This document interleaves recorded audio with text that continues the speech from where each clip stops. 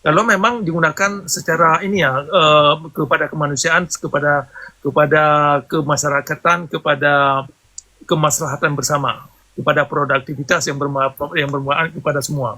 Nah, tetapi dalam koridor seperti saya katakan tadi, tetapi dalam koridor syariat Islam, butir-butir yang mengacu umat kepada kejujuran, kepada membuka akal pikiran, itu ditolak. Malah dianggap itu merusak agama. Nah, itu persoalannya. Misalkan begini, saya sudah banyak sekali mengajukan kepada kawan-kawan saya yang Islam persoalan ayat, misalkan ayat 11 dari surah Al-Ra'd, persoalan menggunakan akal, memberdayakan pikiran, akal sehat. Nah, akal sehat ini dianggap sesat.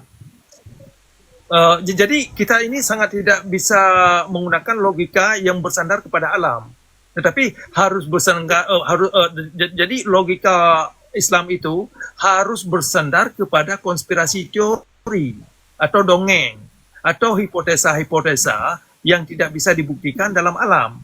Itu yang ditekankan. Jadi jadi yang dimaksud kebenaran dalam Islam adalah sumber-sumber yang ada di dalamnya dongeng-dongeng.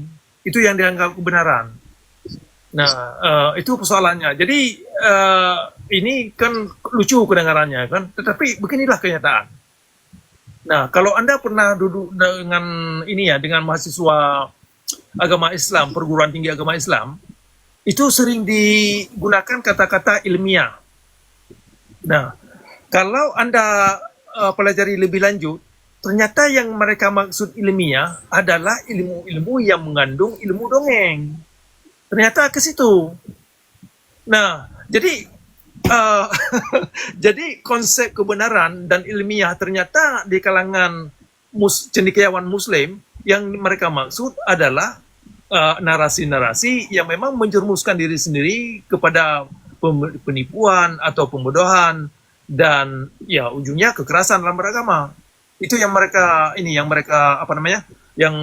mereka pegang sebagai barometer kebenaran. Nah, inilah susahnya, bukan susah ya, inilah kemunafikan, kalau boleh saya gunakan kata-kata itu, inilah satu kemunafikan di dalam perguruan agama Islam. Baik itu dari tingkat madrasah atau tingkat pesantren sampai perguruan tinggi. Nah, ini persoalan yang sangat yang sangat memprihatinkan saya kira. Terima kasih Pak Olaf, bagus pertanyaan yang terima kasih. Iya. Jadi ini Pak Cakra, Pak Cakra, motong sebentar. Ya. Maksud saya gini, kalau masalah status ustadz sama pendeta kan ada itu Pak. Maksud saya kalau kami di gereja atau di Kristiani, status kependetaan itu kan di sekolah teologi ya Pak, dapatnya kan gitu. Ya. Makanya semua ajaran itu disamakan Pak, antar pendeta. Ini saya lihat ustadz-ustadz ini ada perbedaan, istilahnya perbedaan pengajaran antara ustadz yang satu dengan yang lain. Itu kenapa bisa terjadi seperti itu Pak? Begini, karena dasar kebenaran itu bukan kepada kemanusiaan, bukan nilai-nilai kemanusiaan. Dasar kebenaran yang mereka pegang adalah ilmu-ilmu berdongeng. Semakin Anda bisa menciptakan satu dongeng, semakin mereka menganggap itu sebagai dalil atau sebagai bukti. Padahal yang mereka tunjukkan hanya adalah narasi yang tidak bisa yang tidak punya substansi apa-apa. Tetapi itulah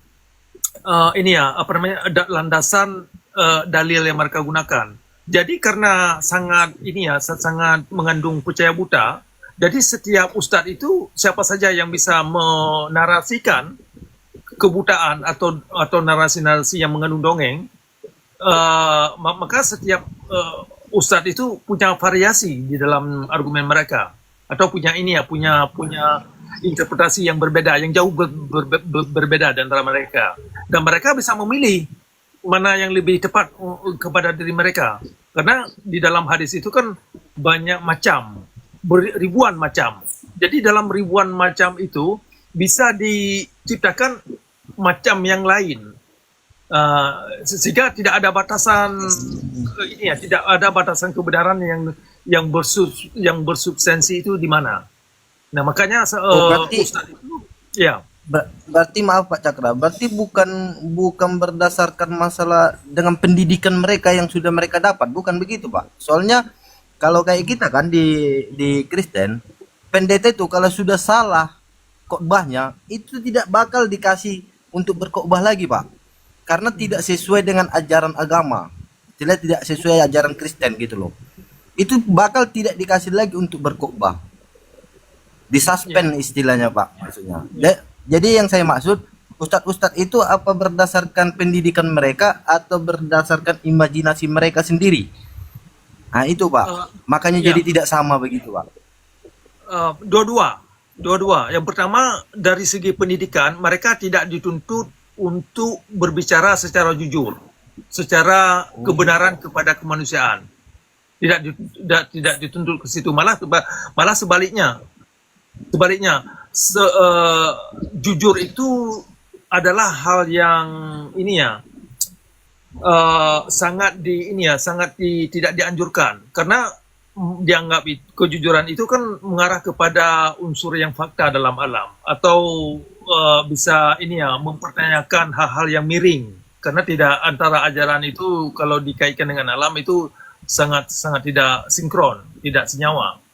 Nah, jadi secara training mereka memang tidak dituntut untuk jujur.